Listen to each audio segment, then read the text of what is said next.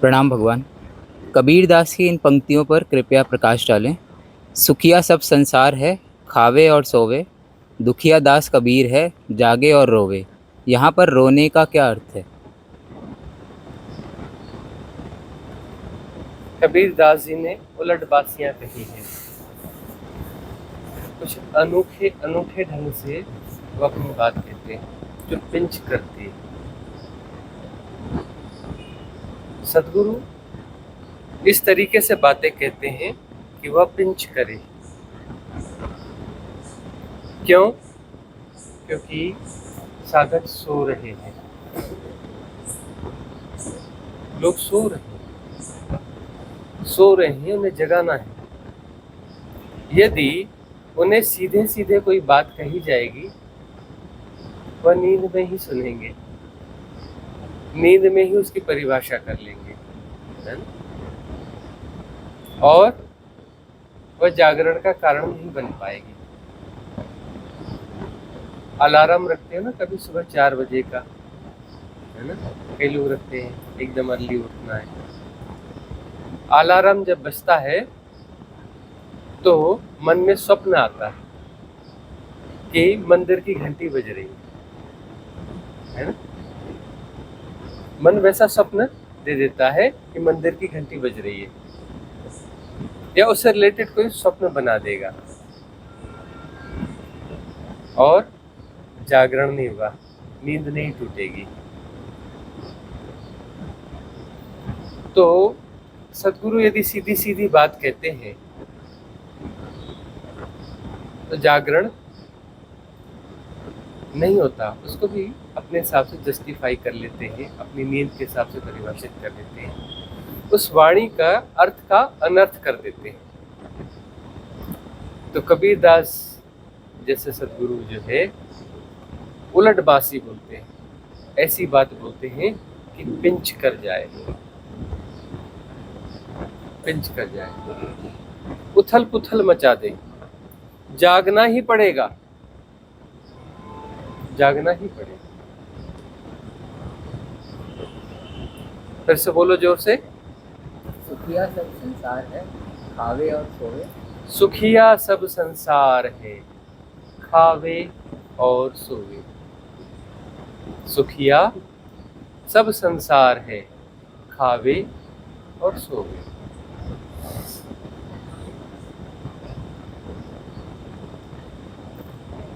नींद बड़ी सुखकारी होती है ना? एक भूख नहीं होना, भूख बहुत दुख देती है ना, कष्ट देती है। भोजन मिल जाए और नींद मिल जाए। पूछो लोगों से ये सब क्यों करते हो? अरे भाई रोजी रोटी का सवाल है, 2 रोटी मिल जाए। बहुत सारे लोग ऐसे उत्तर देते हैं, पुराने लोग खासतौर पर। रोजी रोटी की बात है, मतलब रोटी मिल जाए और सोने का इंतजाम, मतलब घर मिल जाए, एक व्यवस्था मिल जाए, सोने का इंतजाम, तो वो सुखिया है। कहते भगवान की बड़ी कृपा है, सुखी है। परमात्मा ने खाने के लिए रोटी दी है, रहने के लिए घर दिया है, रोटी कपड़ा मकान है, चैन की नींद सोते हैं। संसार इसीलिए है उनके हिसाब से, दुनिया इसीलिए है, जीवन इसलिए है कि जो स्ट्रगल है सर्वाइवल का वह हो जाए, स्ट्रगल कम से कम हो, रोटी कपड़ा मकान बेसिक जरूरतें पूरी हो जाए, बेसिक जरूरतें पूरी हो जाए, बात पूरी हो गई। एक अधिकारी थे, एक बार मिले तो वह जो है नॉर्मल चर्चा हुई और उनकी घबराहट शुरू हुई। उन्होंने फटाफट अपने को जस्टिफाई करना चालू किया। हमने साधना की कोई बात ही नहीं करी उनसे कि जीवन में जो होना चाहिए वो सब तो हो गया ना। मैंने जो है बहुत अच्छे से परिवार को संभाला, मकान बनाया, अच्छी शिक्षा दी बच्चों को, जीवन तो सफल हो गया ना। ऐसा कह करके वो सर्टिफिकेट मांग रहे थे। गौर से देखा हमने, घबराया हुआ बंदा है। वो ये कह रहा है कि बोल मत देना कि जीवन असफल हुआ, और उसकी पात्रता थी नहीं साधना की। हमने कहा बिल्कुल ठीक, जीवन तुम्हारा सफल हुआ, तुमने सब कुछ कर दिया, सब कुछ करके मरोगे। उसकी पात्रता थी नहीं।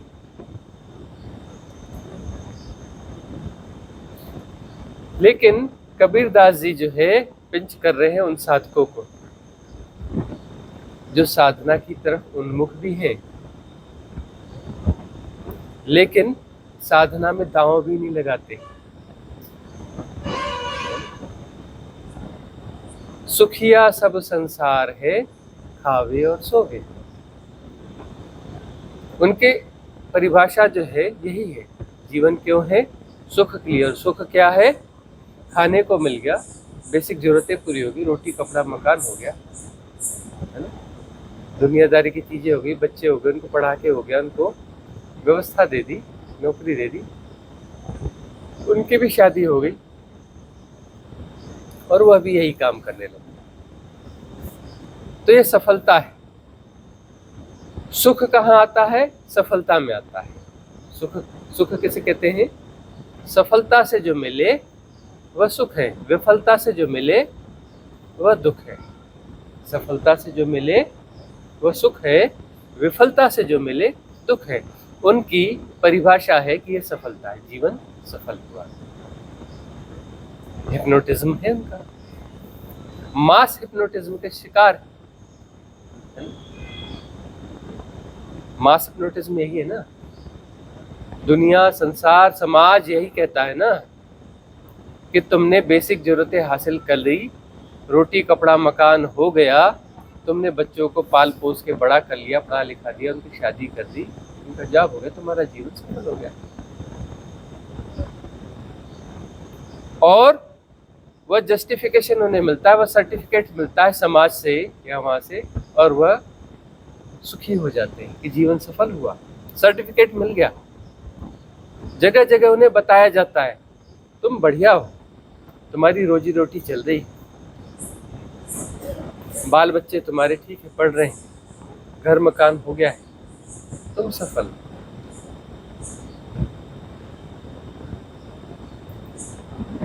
उन्हें सुख अनुभव होता है जब सर्टिफिकेट मिलता है। सर्टिफिकेट कहाँ से मिलता है? सुख का सर्टिफिकेट समाज देता है। तुम अपने हिसाब से भी सुख तय नहीं कर सकते, समाज सर्टिफिकेट देता है। समाज सर्टिफिकेट देगा कि तुम सफल हो, और उसके आधार पर तुम अपने आप को सुखी महसूस करोगे। दूसरी लाइन क्या है? दुखिया दास कबीर है, जागे और रोए। दुखिया दास कबीर है, जागे और रोए। दुखिया दास कबीर है, जागे और रोए। जो सोया है वह सुखी है, जो सोया है वह सुखी है। समाज की परिभाषाएं हैं सफलता की, उसे फुलफिल करोगे तो वहां पर नींद है, वहां पर नींद है, और वहां पर सर्टिफिकेट है सफलता के, तो नींद गहराती जाएगी, अपने आप को सुखी मान लोगे। सुख क्या है? सुख मान्यता है, ख्याल रखना। सुख जो है मान्यता है। किसी व्यक्ति के लिए कोई परिस्थिति सुख है, वही परिस्थिति किसी दूसरे के लिए दुख भी हो सकती है। या दुख का मतलब कष्ट, एक के लिए सुख, एक के लिए कष्ट। दुख को हम तीसरी कैटेगरी में रख लेते हैं। किसी के लिए कोई परिस्थिति सुख हो सकती है, किसी के लिए कष्टकारी हो सकती है। यह दुख से अभिप्राय गहरा है दास कबीर। दुखिया दास कबीर है, जागे और रोए। जब तुम जाग कर देखोगे तो रोगे। इतना जीवन गंवा दिया, इस गोल गोल चक्कर में इतना जीवन गंवा दिया।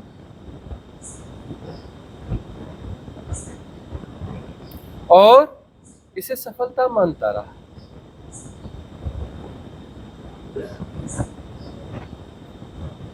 सफलता विफलता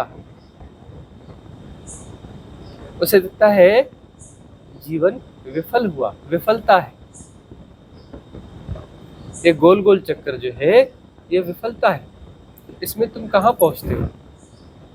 कोल्हू का बैल है, कोल्हू का बैल यदि गोल गोल चक्कर लगाता है, कितनी यात्रा कर पाता है, कहां तक पहुंचता है? कहीं नहीं पहुंचता, वहीं रहता है। विफलता तब पता चलती है। समाज कहता है कि तुम सफल हो, देखो तुमने चक्कर पूरा किया, तुमने चक्कर पूरा किया, तुम सफल हो, है ना? कोल्हू का बैल चक्कर पूरा करता है और समाज कहता है तुम सफल हो, देखो तुमने चक्कर पूरा किया, है ना? और दास कबीर कहता है तुम कोल्हू के बैल हो। अपने आप को कोल्हू का बैल समझता है साधक कि मैंने गोल गोल चक्कर लगाए और यात्रा तो कुछ हुई नहीं, पहुंचे तो कहीं भी नहीं, जीवन विफल हुआ। उसे ही समाज कहता है तुम्हारा जीवन सफल हुआ। और साधक जो है वो कहता है कि जीवन सफल हुआ। साधक कहता है जीवन विफल हुआ, जीवन विफल हुआ, विफलता है। सर्वाइवल सफलता नहीं हो सकती। कॉमन सेंस की बात है ना, सिर्फ सर्वाइवल सफलता कैसे हो सकती है? हम अपने आप को कुछ ऐसा करते हैं कि शरीर को भोजन मिल जाए, सुरक्षा मिल जाए, ताकि कल भी हम जीवित रह सके। और कल भी हम वही सब करेंगे ताकि आने वाले कल में भी हम जीवित रह सके। उसके फिर अगले उस कल में भी हम वही करेंगे कि आने वाले कल में हम जीवित रह सके, सुरक्षित रह सके। तो सर्वाइवल होते जा रहा है। तो क्या है? सफलता है सर्वाइवल। ये शरीर आगे भी जिंदा रहे, है ना, आगे भी जिंदा रहे, तो ये क्या सफलता? ये सफलता कब तक चलेगी? कितने दिन तक इस शरीर को सर्वाइवल मोड में आगे ले जा सकते हो? कितने दिन, कितनी उम्र तक? तो ये सफलता विफलता में बदलेगी कि नहीं बदलेगी? उसके बाद में भी सर्टिफिकेट दिया जाता है समाज द्वारा, देखो वह जो है सब कुछ करके मरा, है ना। बाल बच्चों को ठिकाने लगा दिया, शादी कर दी, उनका व्यापार नौकरी सेट कर दी, उसके बाद मरा, इसका जीवन सफल रहा। हिप्नोटिज्म देखो कैसे काम करता है, मास हिप्नोटिज्म। क्या हुआ जीवन की सफलता? उसका सर्वाइवल हो गया और बच्चों के सर्वाइवल का इंतजाम बना दिया। क्या उसका जीवन सफल हो गया?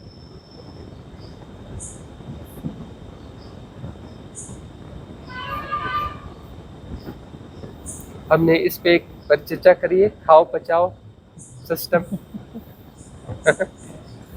बड़ी खतरनाक बात है। वह वाला वीडियो जब हमने अपलोड किया, बहुत सारे लोगों को सहन नहीं हुआ। 25-30 लोगों ने अनसब्सक्राइब कर दिया चैनल को। हिल गए भीतर से और अनसब्सक्राइब कर दिया।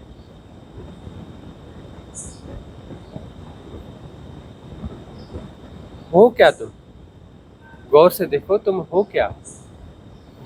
खाओ पचाओ सिस्टम, खाओ पचाओ निकालो, यही गोल चक्कर है।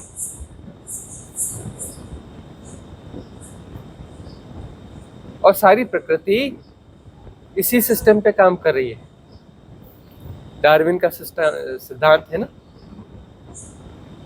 फूड चेन, वह उसे खा रहा है, वह उसे खा रहा है, वह उसे खा रहा है, वह उसे खा रहा है, खाओ पचाओ निकालो। सर्वाइवल, सर्वाइवल सफलता नहीं है, और समाज और सभ्यता कहती है सर्वाइवल सफलता है। इस मास हिप्नोटिज्म से, इस बड़े हिप्नोटिज्म से यदि तुम बाहर निकल गए तो बात बनती है, तब तुम साधक होते हो। तुम्हें पता चलता है सर्वाइवल ठीक है, व्यवहारिक सत्य है, सर्वाइवल होना चाहिए, लेकिन सर्वाइवल सब कुछ नहीं है। सर्वाइवल होना चाहिए, लेकिन उस सर्वाइवल से जिसका हो रहा है, जिस इंस्ट्रूमेंट का, जिस काया का, जिस शरीर का, जिस मन का, उसका सदुपयोग होना चाहिए कहीं और।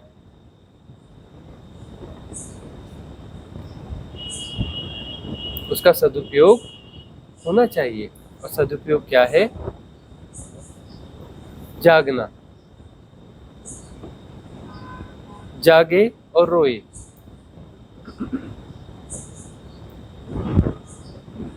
जागोगे तो रोगे जरूर, और रुदन होगा तो रुदन के साथ जागना होता है। कष्ट जो है जगाते हैं, दुख जगाते हैं,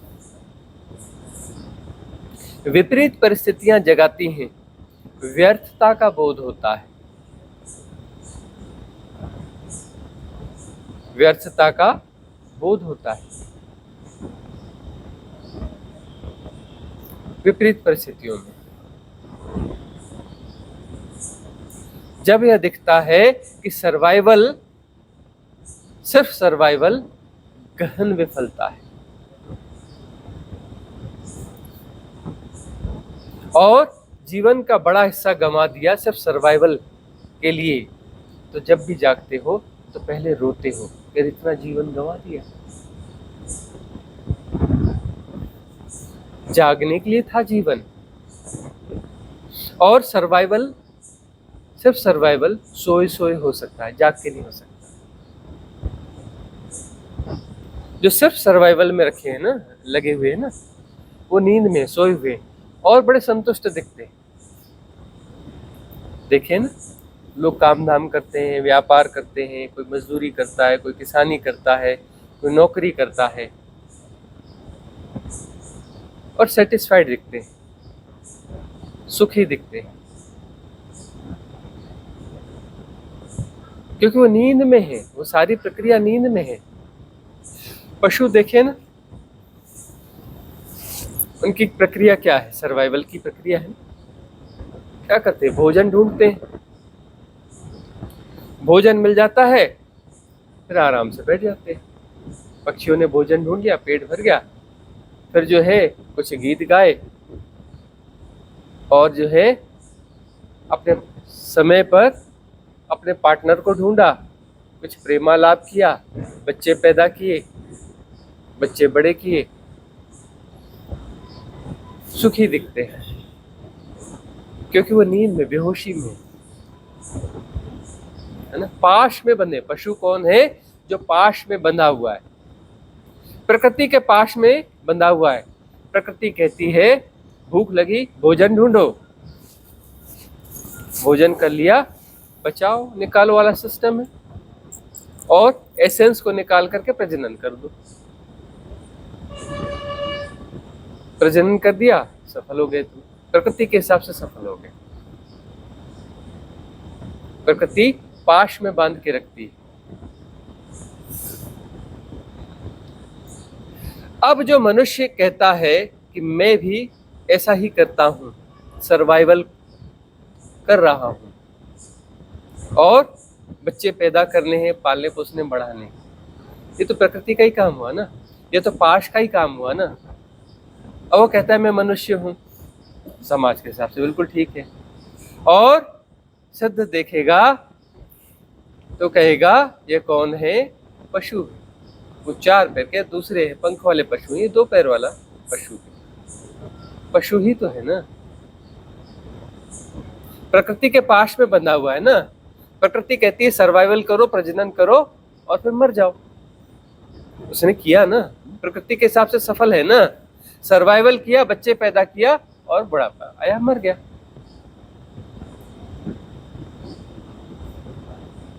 बचपन खेल में खोया, जवानी नींद भर सोया, बुढ़ापा देख कर रोया।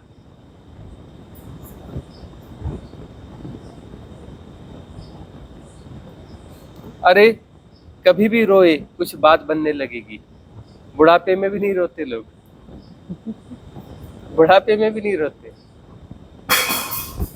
रोगे तो बात बनेगी। दुखिया दास कबीर है, जागे और रोए। रोना किस बात से रोगे? कुछ दिखेगा तब तो रोगे ना। इस सब की व्यर्थता दिखेगी और यह दिखेगा कि हम सेपरेशन को जी रहे हैं। प्रकृति के पाश में बंधे हुए हैं। प्रकृति कहती है कि तुम अलग हो और तुम्हें अपने आप को बचाना है। सर्वाइवल से तुम बचाओगे और अपने आप को बचाने के लिए तुम प्रजनन करो, तो फिर बच्चों में जियोगे, जेनेटिक यात्रा करो। Physical survival, genetical survival, survival करते रहो, कहीं ना कहीं तुम बचो, अपने आप को बचा लो, यही सफलता है। तुम अपने सेपरेशन को बचाते हो। किसको बचाते हो? सर्वाइवल किसका कर रहे हो? सेपरेशन का ना। किसको बचा रहे हो? सेपरेशन को ना। उस सेपरेशन को अंतहीन यात्रा में लेके जाना है। और जीवन भी ऐसे जीते हो कि जो तुम्हारी सोल है, शरीर छोड़ने के बाद में फिर से जन्म लेगी। मतलब सेपरेशन को तुम आगे भी चलाओगे। सोल जब ये शरीर छोड़ेगी, मन को लेके जाएगी, मन को लेके जाएगी। मन यानी मैकेनिज्म ऑफ सेपरेशन। उस मैकेनिज्म को कैरी ऑन करेगी।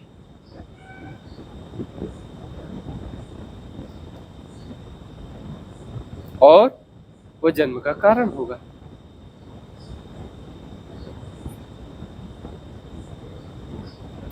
जाग कर देखोगे तो ये गोल गोल चक्कर दिखेंगे और दिखेगा ये गोल गोल चक्कर सफलता नहीं हो सकती। इस गोल चक्कर से बाहर निकलना सफलता है। इन्फ्लुएंस समाज के सारे दिखते रहेंगे, मास हिप्नोटिज्म दिखते रहेंगे और तुम उनसे बाहर निकलने की यात्रा पर निकलोगे। जाग कर देखोगे तो, और जागने की यात्रा है। यदि तुम संतुष्ट होने लगे तो वापस नींद में चले जाओगे। सुकरात ने कहा है, सोक्रेटिस ने,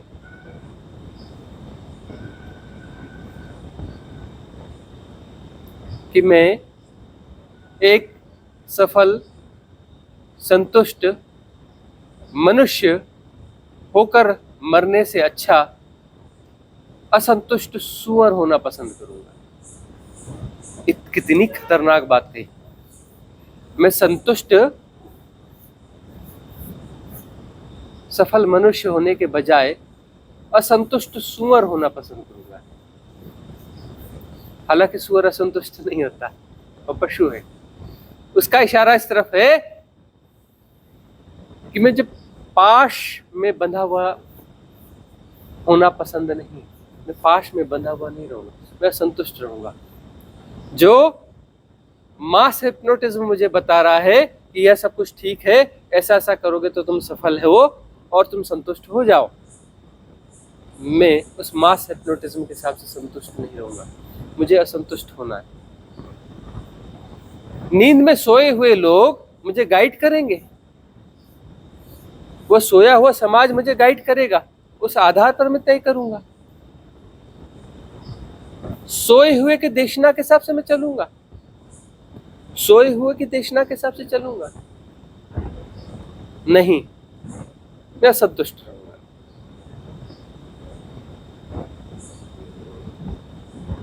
किसी भी इन्फ्लुएंस में नहीं आऊंगा, मुझे संतुष्टि नहीं होगी।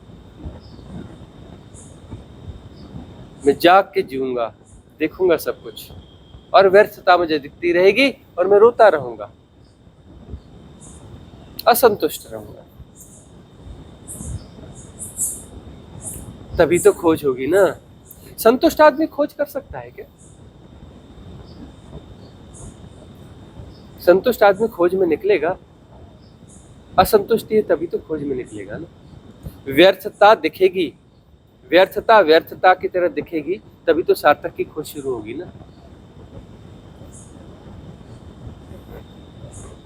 वह खोज कष्टपूर्ण होगी ना, दुखदाई होगी ना, लेकिन उसके लिए वह तैयार है। सुख की नींद नहीं चाहिए, दुख हो, कष्ट हो, तकलीफ हो, चलेगा, लेकिन जागरण, सोना नहीं है।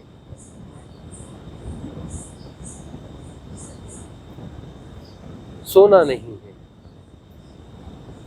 भगवान बुद्ध कुछ देशना कहते थे तो 3 बार कहते थे। बड़ी मजे की बात है, 3 बार कहते थे। बहुत सारे विद्वान बैठते थे, राजे महाराजे बैठते थे, वो पूछते थे, बनते भगवान सब कुछ ठीक है, आप 3 बार क्यों कहते हो, 1 बार कहा करो। बोले नहीं, मैं कम बार कहता हूँ, 3 बार से भी बात नहीं बनती, मैं सोए लोगों से बात कर रहा हूँ, 1 बार में कौन सुनता है। सोचता हूँ शायद 3 बार में सुनने में आ जाए उन्हें। बोले हमें तो सुनाई पड़ता है। अच्छा, तुम्हें सुनाई पड़ता है, पर तुम जैसे आते हो वैसे ही तो लौट जाते हो। सुनाई पड़ता तो तुम वैसे के वैसे कैसे रहते, तुम वापस लौट के आते हो। मैं तुम्हें देखता हूँ कि तुम्हें तो देशना दी थी, 1 बार नहीं 3 बार दी थी, है ना। वही चीज मैंने 3 बार बताई थी, और तुम फिर वैसे के वैसे लौट आए हो। जागरण नहीं हुआ। तो लोग कहते थे भगवान 3 बार क्यों कहते हो, हमको 1 बार में समझ में आ जाती है। वो कहते थे मैं 3 बार कहता हूँ, तब भी मुझे नहीं समझ में आता क्या कि किसी ने समझा। तुम सोए हुए हो, इस आशा से 3 बार कहता हूं कि शायद तुम समझ में आ जाए।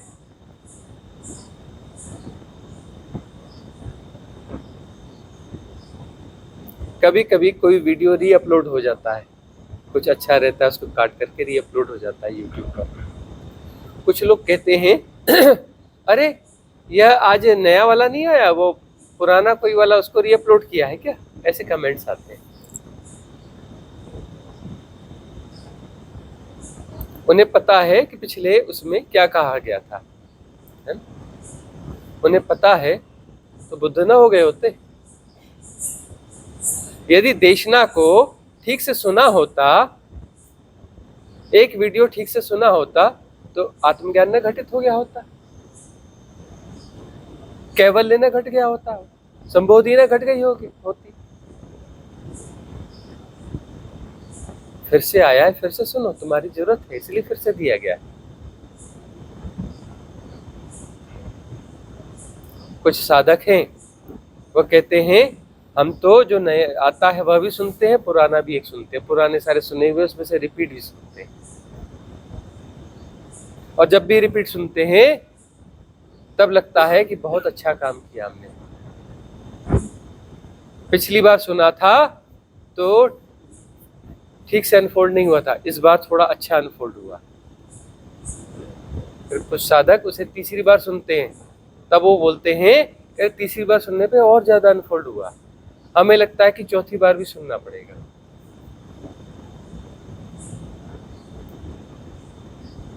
उस देशना को आत्मसात करना इतना आसान नहीं है ना, क्योंकि सोए हुए हो। समुची साधना जागने की साधना है, सारी विधियां जागने की है, सारी देशना जागने की देशना है। तुम कहते हो हम तो जागे हुए हैं, रोज सुबह हम इतने बजे जाग जाते हैं। अच्छा, रोज सुबह इतने बजे जाग जाते हो, कौन से जागने की बात चल रही है?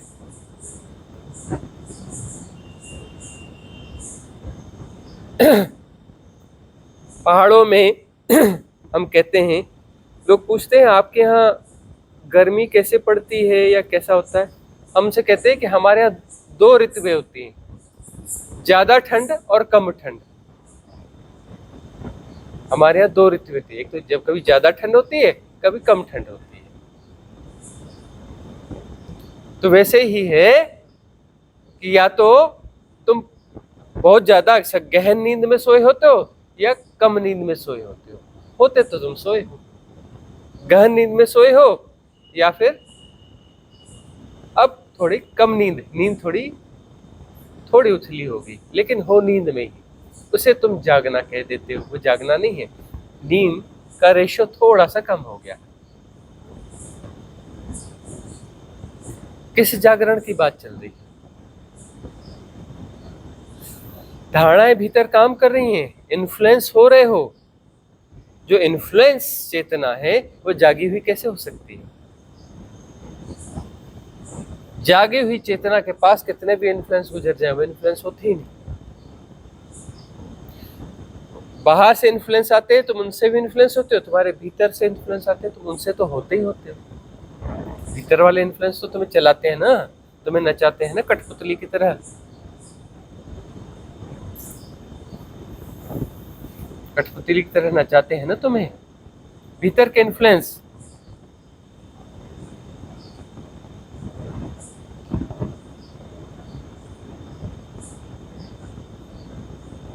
तो यदि इन्फ्लुएंस तुम्हें नचा पा रहे हैं, धारणाएं तुम्हें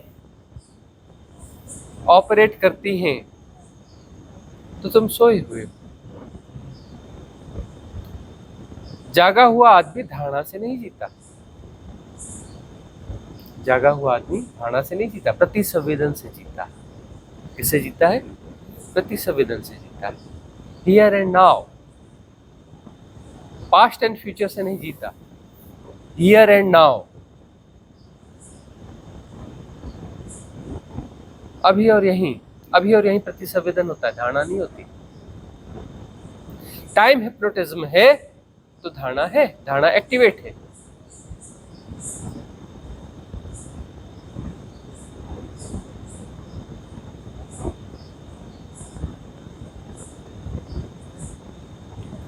टाइम हिप्नोटिज्म के बाहर होना है, धारणाओं का विसर्जन होना चाहिए, तो नींद जाएगी। नींद जाएगी तो जागरण होगा।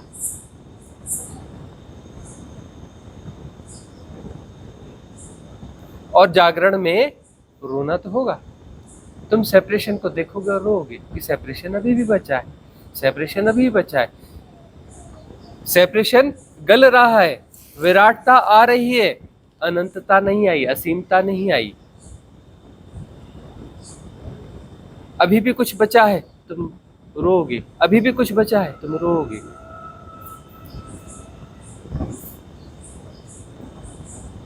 इसलिए हम कहते हैं ऐसे ही साधक होना। अनुभव घटते जाएंगे, भीतर के शरीर को अनुभव घटते चले जाएंगे, यात्रा होती चली जाएगी, लेकिन रोते रहोगे कि बात अभी बनी नहीं पूरी।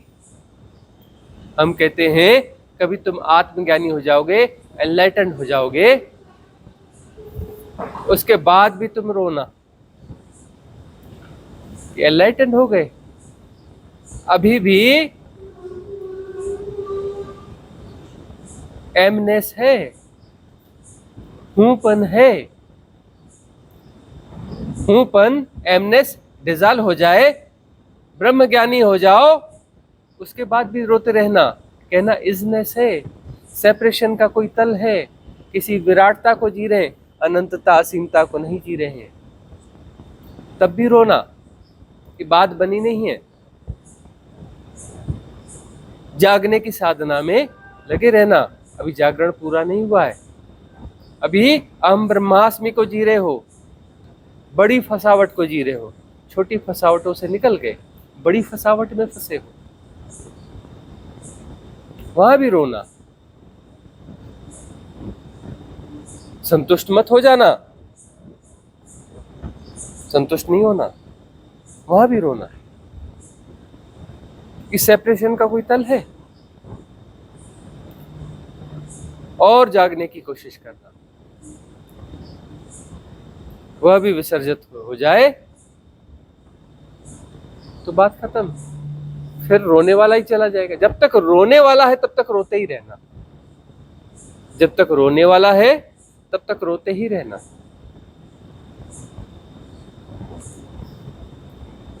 जब ब्रह्म तत्व विसर्जित हो जाएगा तो पीछे कौन बचा रोने वाला? कोई है ही नहीं।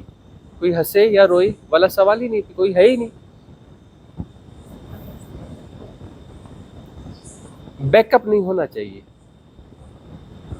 पीछे बैकअप है मतलब यात्रा बाकी।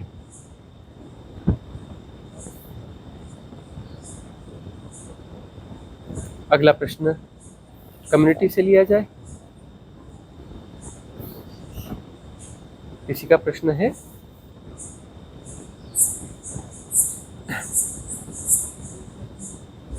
हाँ, जोर से पूछ लीजिए वहीं से।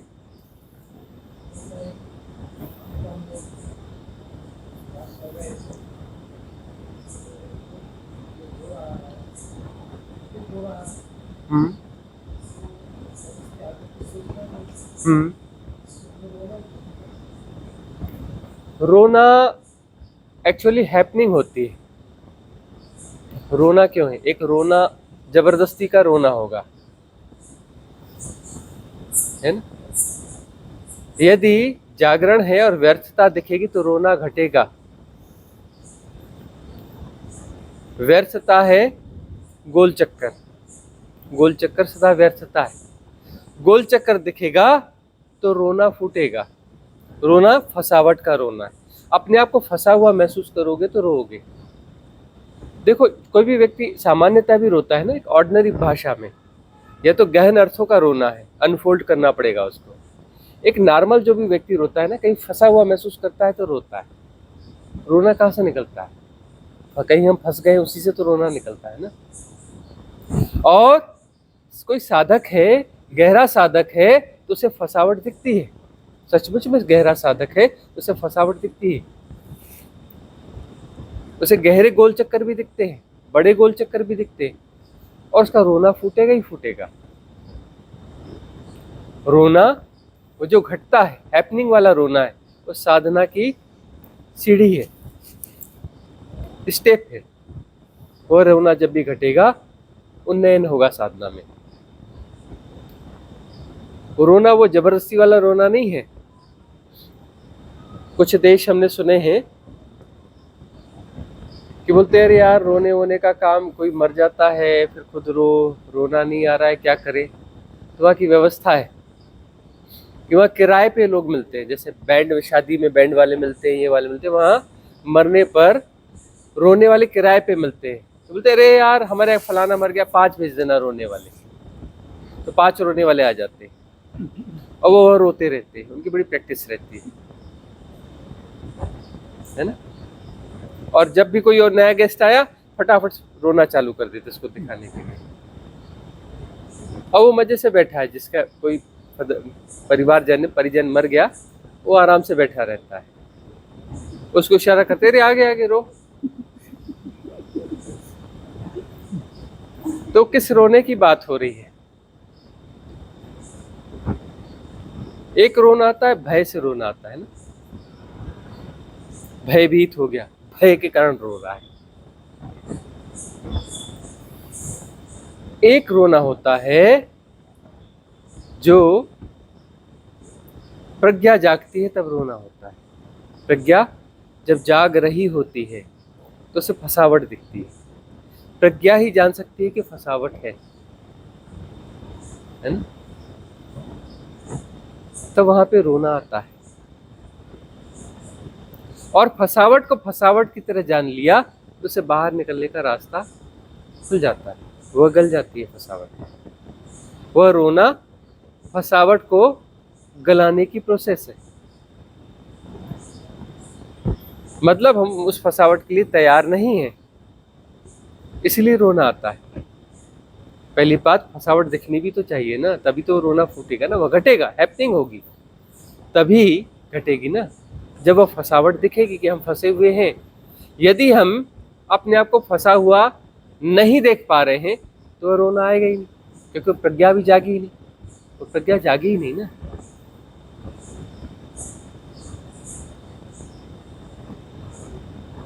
प्रज्ञा जागेगी तो फसावट दिखेगी, फसावट दिखेगी तो रोना घटेगा।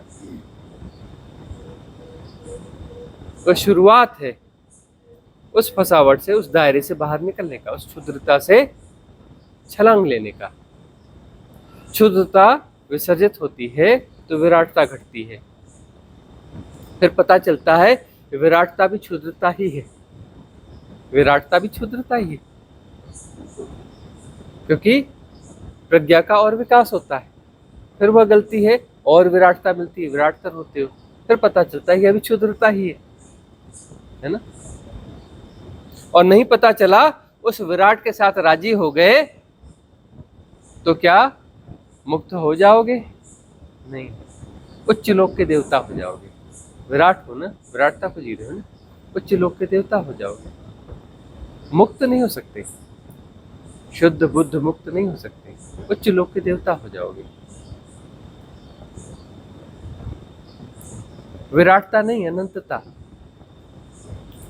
जहां तक भी पीछे हमारे होने का बोध है,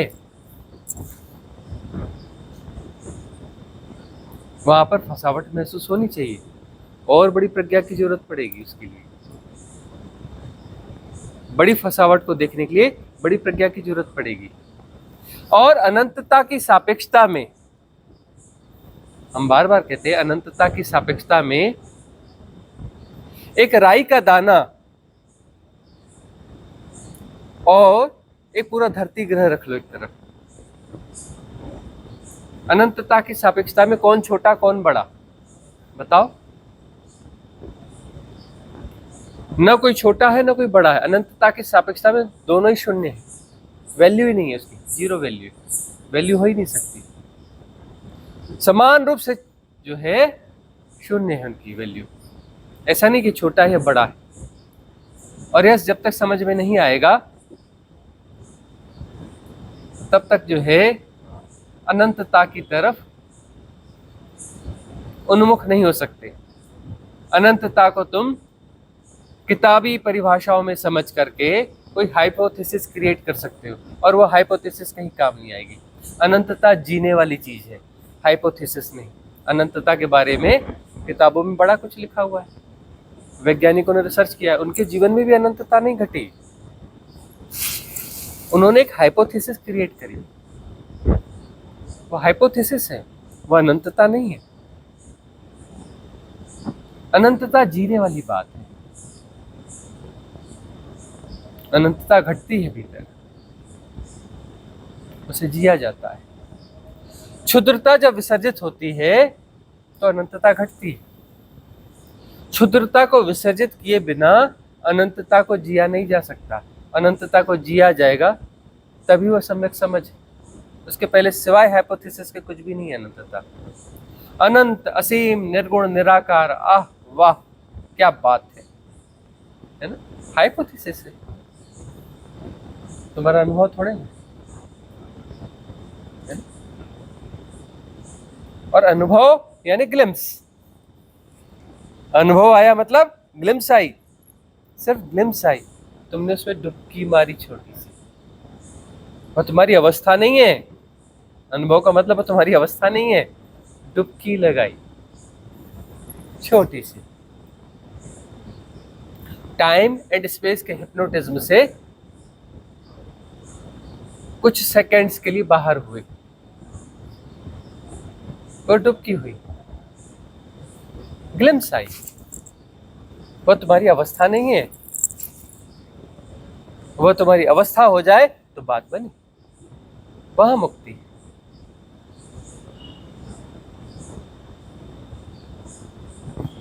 अगला प्रश्न किसका है?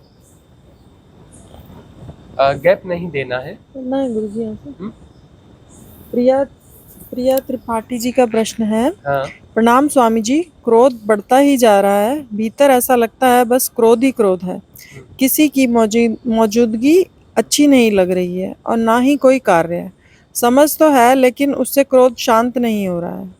सहस्त्रार पर कुछ घूमता सा महसूस होता है। दांत हमेशा बैठे और भिंचे रहते हैं।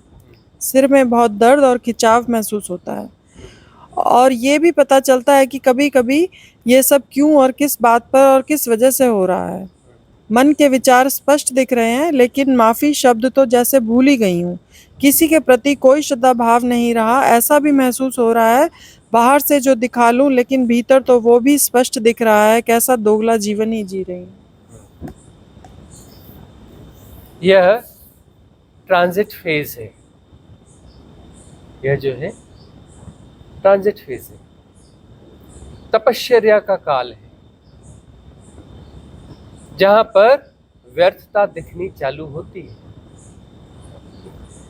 व्यर्थता दिखनी चालू होती है, लेकिन ठीक से व्यर्थता दिखी भी नहीं है, दिखनी चालू होती है। व्यर्थ दिख भी रहा है और ठीक से दिखा भी नहीं है।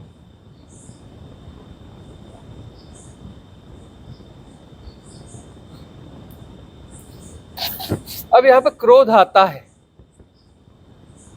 क्योंकि व्यर्थता तो दिख रही है, लेकिन तब भी हम उसे जिए जा रहे हैं। व्यर्थ है तब भी हम उसे जिए जा रहे हैं, तो क्रोध तो पैदा होगा ना। क्रोध क्यों पैदा होता है? कि जिस परिस्थिति में हम नहीं रहना चाहते उस परिस्थिति में हम हैं, तो क्रोध ना पैदा होगा। तो दिख रहा है कि व्यर्थ है, और तब भी हम उसे जिए जा रहे हैं, जिए जा रहे हैं।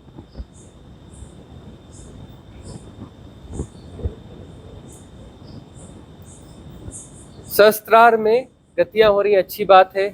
दांत बिच रहे हैं। दांत क्यों बिच रहे हैं? रेजिस्ट कर रही है वह। अनुभव घट रहा है, लेकिन रेजिस्ट कर रही है, डुअलिटी को जी रही है, अनुभवों को ठीक से घटने भी नहीं दे रही है।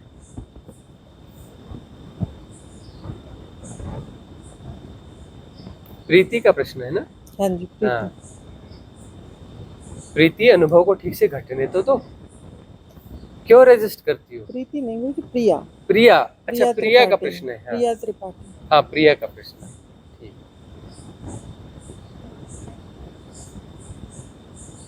घटने दो अनुभव को,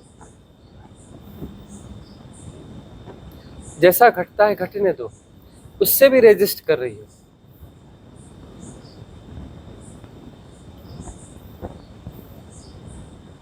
ये काफी समय से सुन रही है प्रिया हमें, और साधना भी उसके जीवन में है, लेकिन साधना सदमार्ग पर आने के बावजूद भी भीतर कहीं पर रेजिस्ट करते हैं हम। थोड़ा डर लगा रहता है, अपने सेपरेशन को हम विड्रॉ नहीं करना चाहते, कहीं ना कहीं किसी तल पे हम बचाना चाहते हैं। और साधना कौन सी है? साधना मुक्ति की साधना है, सेपरेशन को प्रॉपर डिसॉल्व करने की साधना है। साधना भी कैसी चाहिए होती है?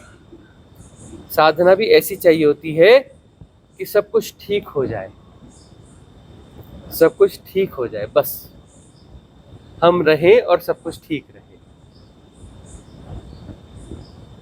कुछ अच्छे से अनुभव आ जाए। लेकिन हमारी साधना तो वहां ब्रेक लगाएगी नहीं। इस देशना में रहोगे तो उससे आगे जाओगे, अनंत तक जाना ही पड़ेगा, अनंत होना ही पड़ेगा।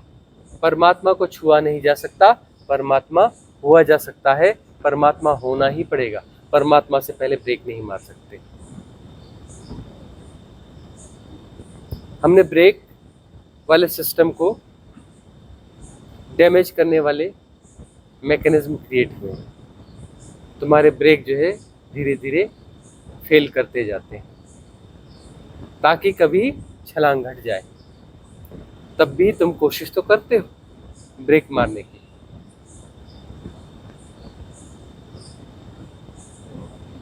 तो द्वंद्व को जी रहे हो, वो अपने द्वंद्व को जी रही है कि उसकी पात्रता तो है छलांग लेने की। साधना अब उस स्टेज पे आ चुकी है, एक अच्छे स्टेज पर आ चुकी है उसकी प्रिया की साधना। अब यहाँ से पीछे लौटना तो होगा नहीं, तो दांत भींच या कुछ भी कर, कितने भी दांत भींच, वापस तो लौट नहीं पाएगी।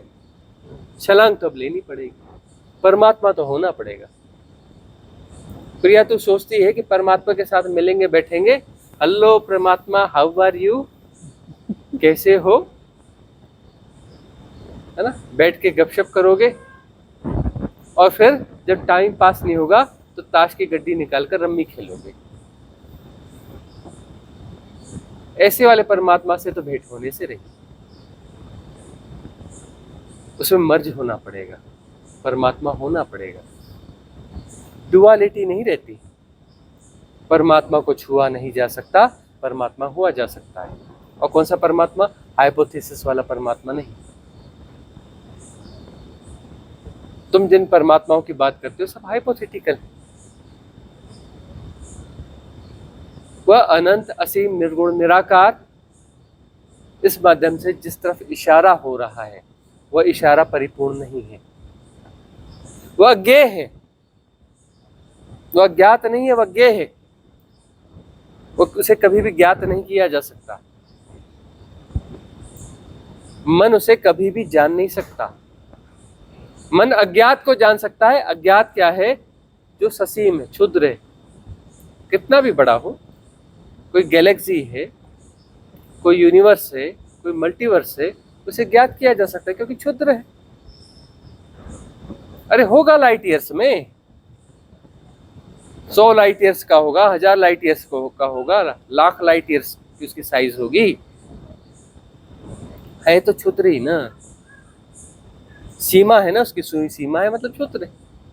अनंतता की बात हो रही है, अनंतता की सापेक्षता में कितना भी विराट हो क्षुद्र ही होता है। विराट तुम्हें लगता है अपने हिप्नोटिज्म के आधार पर, तुम्हारे इस 3.5 हाथ की काया के आधार पर तुम्हें वो विराट लगता है। जब तुम अनंतता को जियोगे तो सब क्षुद्र है, सब क्षुद्र है।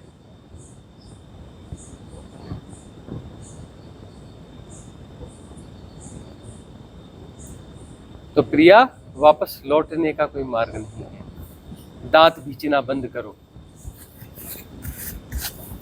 दांत भींचना बंद करो तो छलांग लग जाएगी। रेजिस्ट मत करो, अब छलांग की घड़ी। अगला प्रश्न।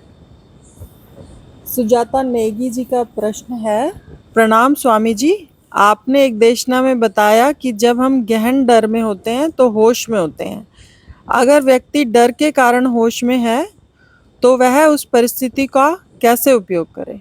हाँ, होश जो है तब भी जागता है जब कुछ ऐसी सिचुएशन पैदा हो जाती है कि शरीर खतरे में आ जाए।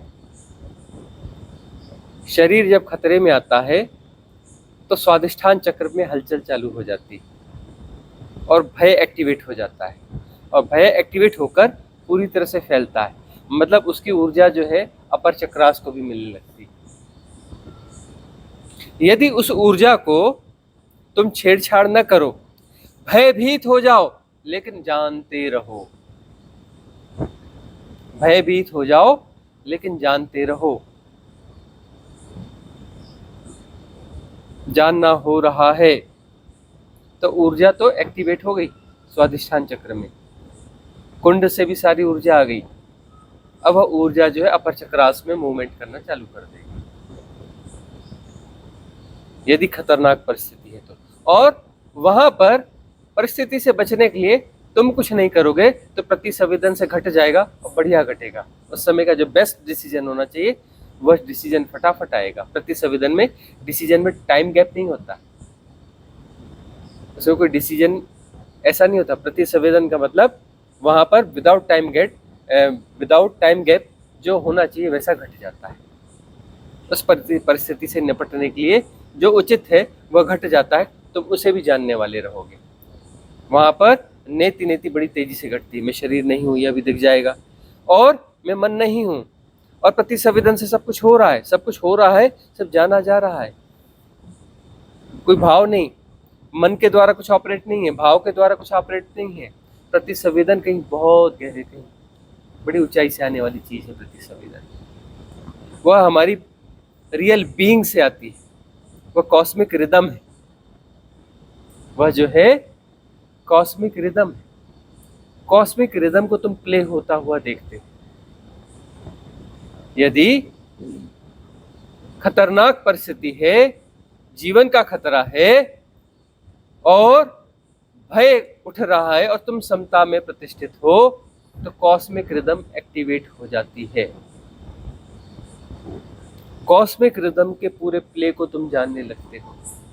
यह सदुपयोग, सम्यक दर्शन।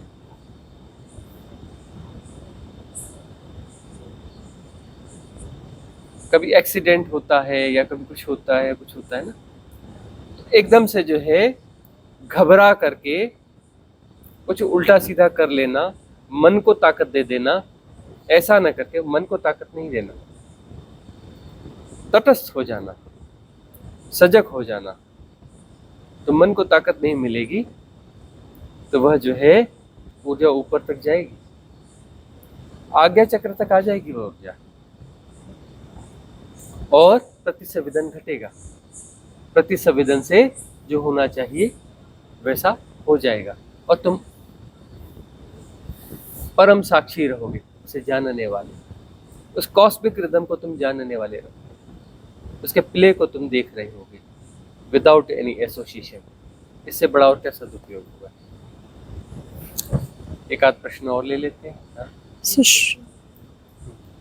हाँ, आपने एक पहले प्रश्न पूछ लो। सुषमा लाचवानी जी का प्रश्न है। हाँ। चरण वंदन गुरुजी, मेरा सवाल यह है कि रिट्रीट में आने के बाद केवल एक ही दिन में मेरे भीतर का क्रोध पूरी तरह से विसर्जित हो गया। जिन पर पहले क्रोध आता था, आज जब उन्हें याद करती हूँ तो मन में कोई प्रतिक्रिया या क्रोध नहीं उठता, केवल शांति और करुणा ही महसूस होती है। क्या यह अवस्था स्थायी रह सकती है गुरुदेव जी? हाँ, क्यों नहीं रह सकती? यह अवस्था स्थायी क्यों नहीं रह सकती? जब ये घटना घटी है तो कुछ तो बात बनी है ना। अब यह देखो कि यहाँ पर सहजता आई है, इस सहजता में स्वीकार्यता आई है। सहजता में स्वीकार्यता से आती है कि जो जैसा है ठीक है, जो जैसा है अपने तल को जी रहा है। किसी के प्रति क्रोध है, क्रोध का मतलब वो कहता है कि तुम इस तल को न जियो, तुम मेरे अकॉर्डिंग जियो, और मेरे अकॉर्डिंग नहीं जी रहा है तो क्रोध आएगा। हमें लगता है कि वो अपने तल को जी रहा है, वो ऐसे ही जी सकता है, प्रकृति ने उसे ऐसे ही बनाया, तो ठीक है। स्वीकार्यता आ गई, स्वीकार्यता आ गई तो क्रोध फिर कैसे आएगा? हम उसे बदलना चाहते हैं और वो बदलने के लिए राजी न हो, तब क्रोध आता है। तो साधना में अब यह स्वीकार्यता आ रही है। स्वीकार्यता यदि बढ़ जाती है, परम हो जाती है, इस स्वीकार्यता के साथ ही जीते हो, तो क्रोध आना बंद हो जाएगा। तब करुणा आएगी ना। अरे बेचारे अपने तल को जी रहे हैं, कोई बात नहीं, वो ऐसे ही जी सकते हैं, वो तो अपने तल को ही जिएगा ना। एक पक्षी को देखते हो और तुम कहो क्रोध करो, ये पक्षी किस तल को जी रहा है? उसको टाइगर की तरह जीना चाहिए। क्या वो टाइगर की तरह जी सकता है? नहीं जी सकता ना। पक्षी अपने पक्षीपन को जिएगा, टाइगर की तरह क्यों जिएगा? तब करुणा आएगी, ठीक है पक्षी बेचारा अपने तल को जी रहा है, चींटी अपने तल को जी रही है। तो कोई व्यक्ति है वो अपने तल को जी रहा है। उदाहरण परिपूर्ण नहीं होते हैं, उसमें परिपूर्णता ढूंढने की कोशिश नहीं करना।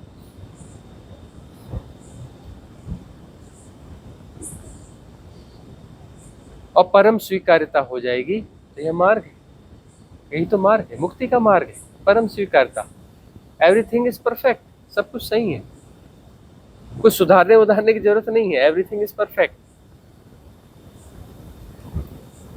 ये परम मुक्ति का मार्ग है। जब तक तुम सुधारना चाहते हो, मतलब कुछ करना चाहते हो, तुम जो कुछ भी कर रहे हो सुधारने के लिए तो करते हो ना। किसी व्यक्ति को सुधारना चाहते हो, किसी परिस्थिति को सुधारना चाहते हो।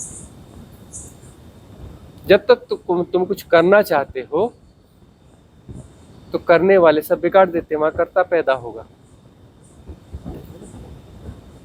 अब तुम करना छोड़ दोगे, तुम लोगों को सुधारना छोड़ दोगे, और फिर जीवन कैसे चलेगा? प्रतिसंवेदन से चलेगा, और प्रतिसंवेदन से ज्यादा अच्छे से चलता है,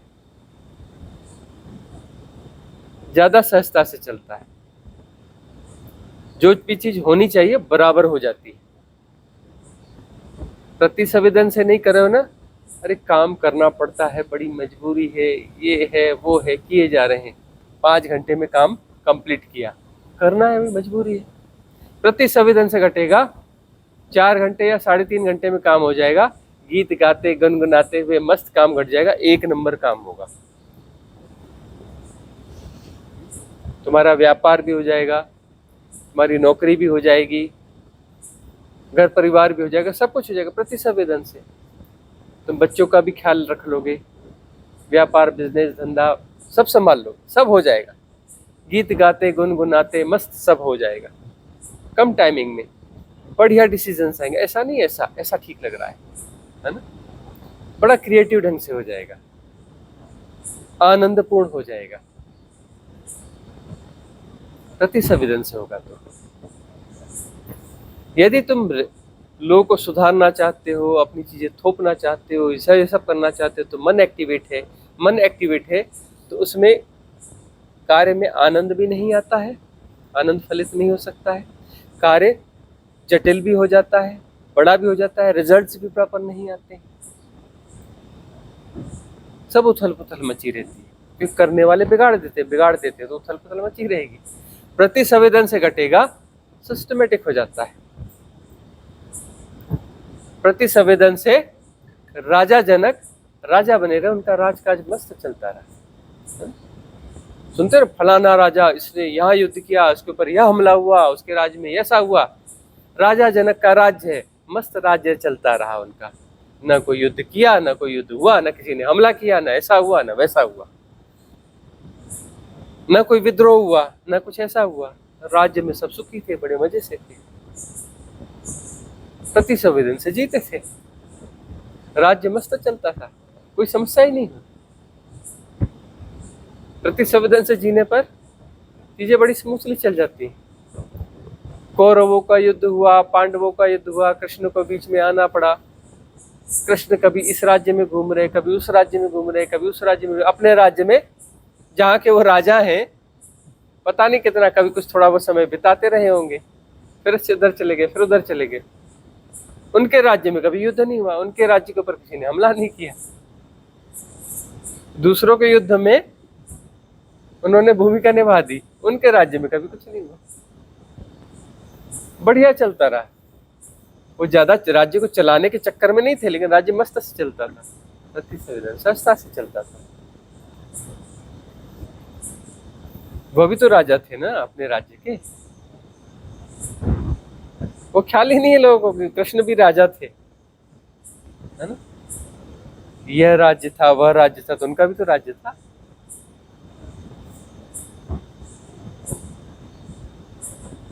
हाँ, अगला प्रश्न किसका है? प्रणाम गुरुदेव।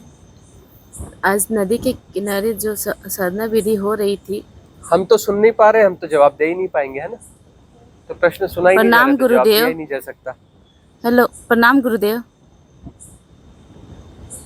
प्रणाम गुरुदेव। आज जो नदी किनारे जो साधना विधि हो रही थी, तो उस समय एक रील जैसा चला कि मेरे जितने भी संबंध है वो सब की मृत्यु हो गई और ये नदी में ही सब बह गए, सब बह गए और सबको बहते हुए मैं देख रही हूँ और रो भी रही हूँ।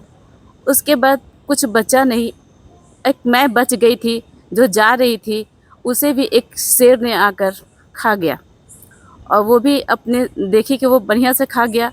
अब कुछ रहा नहीं, सिर्फ आप मुस्कुरा रहे थे ये सब देखकर। फिर सब चलने लगा, कुछ भी नहीं था, फिर आप भी खो गए, कुछ भी नहीं रहा। अब सब चल रहा है, आंखें खोल रही हूँ तो ये दुनिया अलग है और मैं कुछ अलग हूँ, कुछ है ही नहीं और सब कुछ अपने से ही हो रहा है। ये मन के ढंग होते हैं, मन के बहुत सारे ढंग होते हैं, बहुत सारे इमेजिनेशन प्रोजेक्शन चलते रहते हैं। मन जो है, जब हम कहते हैं ना साधना, मुक्ति की साधना, तो मन कहता है मुक्ति की साधना, ठीक है मुक्ति चाहिए, ये लो भाई मुक्ति, है ना, मुक्ति देता तो मुक्ति चाहिए। हाँ, संबंध बड़ी समस्या है, संबंधों की समस्या, ये सब बह गए भैया संबंध तुम्हारे, है ना। बोलता है अरे तुम बच्चे हो, बचपन का कोई अब कहानी होगी, शेर आएगा, शेर अपना शेर खा जाएगा, ये हो जाएगा। बोलता ये लो भाई शेर आ गया, तुम्हें खा गया, लो तुम भी खत्म हो गए, है ना।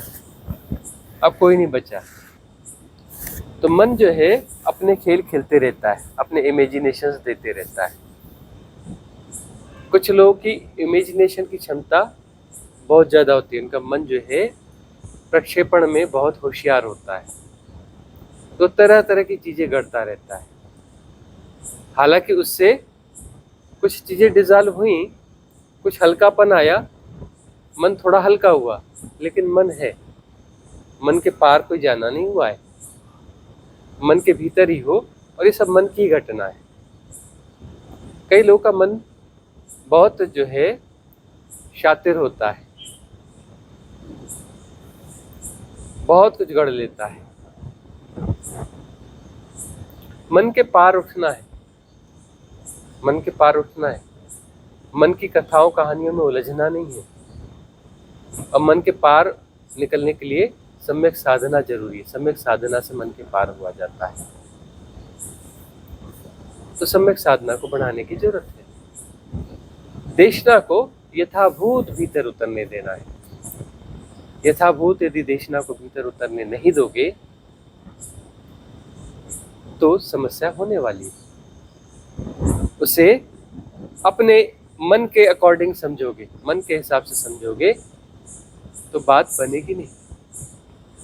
देशना को यथाभूत भीतर उतरने दो, तभी मन के इस गहन जाल से बाहर निकल पाओगी। साधना कंटिन्यू करते रहो, कल्याण होगा।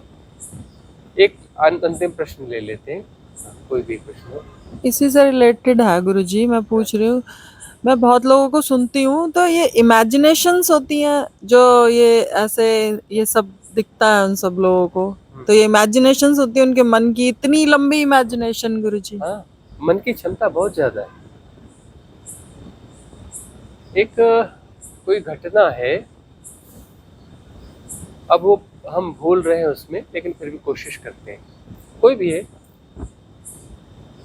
कोई थे, कृष्ण थे या कोई ऋषि थे, कोई भी थे, होंगे कोई सद्गुरु, उनका कोई शिष्य था। तो उससे उन्होंने कहा जा उस नदी के तट से पानी लेके आ जा। नदी थोड़ी दूर थी, गर्मी के दिन थे। वह जो पात्र लेके चला पानी भरने के लिए, कोई ऐसी बात हुई थी, कुछ लेसन देना था उस शिष्य को, पूर्व जन्म का उसका, हाँ उस जो है उसे कुछ लेसन देना था। तो वह गया, जाते जाते थोड़ा थक गया, तो उसने कहा 2 मिनट बैठ जाता हूँ। पेड़ एक अच्छे छायादार पेड़ था, उसके नीचे बैठ जाता हूँ। उसके नीचे वो बैठ गया, टिक के बैठा, आंखें बंद करी, ठंडी हवा का झोंका आया, नींद लग गई। नींद लग गई, उसको सपना आया। सपना आया तो उसने देखा कि मैं जो है जा रहा हूँ कहीं पर, तो किसी घर में पहुंचा हूँ। किसी घर में पूछा तो भिक्षा मांगी, भिक्षा मांगी तो एक बड़ी सुंदर, बड़ी खूबसूरत युवती बाहर निकली। उसे देख करके जो है ठगासा रह गया, ठगासा रह गया। तो उसने जो है उसे प्रस्ताव दे दिया कि मैं तुमसे विवाह करना चाहती हूँ। तो उस युवती ने कहा कि पिता घर में नहीं है, वह जब आएंगे तो प्रस्ताव उनको देना, मैं कोई निर्णायक नहीं हूँ। तो वह जो है ठीक है, उसने कहा मैं विश्राम करता हूँ। बोले हाँ आप विश्राम करो। उसके पिता आए, उसने प्रस्ताव दिया कि मैं इससे विवाह करना चाहता हूँ। उसने देखा देखा, कुछ पूछताछ करी, राजी हो गया। बोले ठीक है विवाह कर लो, मेरी एक ही बेटी है, कोई और है नहीं, तो मैं घर जमाई बनना पड़ेगा। उसने कहा मैं एग्री हूँ, क्योंकि मैं तो साधु, मेरे पीछे तो कुछ है ही नहीं, तो मुझे तो चाहिए ये सब। बोले ठीक है, खेत खलियान सब तुम्हारा, आराम से रहो, खेती बाड़ी करो और विवाह कर देते हैं। विवाह हो गया उनका, बड़े प्यारे प्यारे बच्चे हो गए, ढेर सारे बच्चे हो गए, और ढेर सारे बच्चे हो गए, और उनके साथ बड़ा सुखपूर्वक जीवन चलने लगा, है ना। और नदी पास में थी, वो नदी की तरफ ही तो जा रहा था ना, तो मन ने नदी भी प्रोजेक्ट कर दी उसने, और बड़ा सुंदर क्षेत्र था वह, उसी सुंदर क्षेत्र में उसने घर की परिकल्पना कर ली थी, और वहीं पे युवती भी निकल के आ गई। कामना रही होगी तभी तो युवती निकल के आ गई। और जो है बड़े प्यारे प्यारे बच्चे हो गए, और उसने बचपन में सुना होगा कि बाढ़ आती है, तो अब वो बाढ़ भी आ गई। बड़ी भयानक बाढ़ आई। उसने सुना था कि बाढ़ में घर द्वार बह जाते हैं, और नदी किनारे का घर, उसका घर बह गया, दूर दूर तक जो है पानी भर गया। उसके बच्चे परिवार सब बहने लग गए तो दौड़ा भागा, किसी प्रकार से तैरा। एक हाथ से उसने पत्नी को पकड़ा, एक हाथ से उसने एक बच्चे को पकड़ा। अब जो है वो उन्हें निकालने की कोशिश कर रहा है। एक बच्चा जो है और डुबकी खा रहा है। उसको पकड़ने के लिए उसने हाथ बढ़ाए, इस बीच में दोनों बह गए और तीसरा भी हाथ में आया ही नहीं, और सारे के सारे बह गए। वो हाथ पैर मारता रहा और इसी प्रकार से बाहर निकल पाया, और निकला और वो फूट फूट के रोने लगा, हाय मेरी बीवी, हाय मेरे प्यारे बच्चे। यह सब होने लगा, और उसके बाद में जो है वह रोते रोते जाग गया, और रो रहा है। फिर रोते देखता है, अरे कमंडल, अच्छा मैं पानी भरने आया था क्या? वो मेरी बीवी कहाँ गई? वो मेरे बच्चे कहाँ गए? वो घर, और बाढ़ थी, बाढ़ कहाँ गई? है ना, बड़ी ताकत थी उसके इमेजिनेशंस में। सप्रेशन ज्यादा रहता है ना, तो इमेजिनेशंस बड़े प्रगाढ़ हो जाते हैं, मन बड़ा शक्तिशाली हो जाता है। जितना सप्रेस्ड माइंड होता है ना, उसका मन उतना प्रगाढ़ होता है, उतने ज्यादा इमेजिनेशंस, स्ट्रॉन्ग इमेजिनेशंस वो कर पाता है। फिर वो गया, पानी भरा और पहुंचा अपने गुरु के पास। गुरु ने पूछा, क्यों, क्या हुआ? शायद टाइम फैक्टर का एक प्रश्न था, उससे रिलेट करके जो भी समाधान दिया होगा गुरु ने, उसने फिर समाधान दे दिया।